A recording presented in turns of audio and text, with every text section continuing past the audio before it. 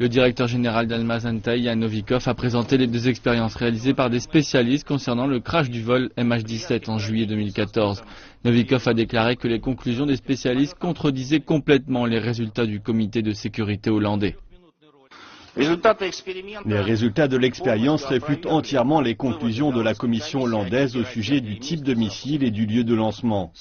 Aujourd'hui, nous pouvons sans aucun doute montrer, et nous le montrerons dans notre présentation, que le Boeing 777 de la Malaysian Airlines a été touché par un système de missile BUK, ce qui signifie qu'il a été touché par un missile 9M38 lancé du village de Zaroshenko.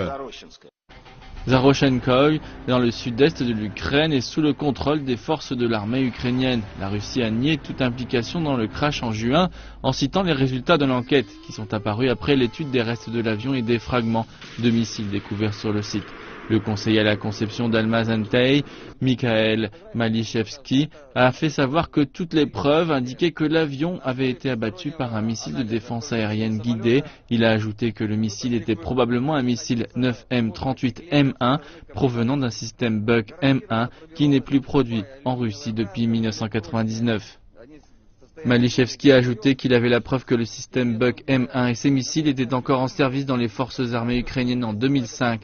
Le ministre russe des Affaires étrangères, Sergei Lavrov, a déclaré lundi qu'il y avait de nombreuses choses étranges au sujet de l'enquête, dont notamment celle de ne pas avoir une organisation internationale de l'aviation civile pour la diriger. Lavrov a ajouté qu'il n'y avait pas de réponse aux nombreuses questions que la Russie a envoyées à l'OIAC.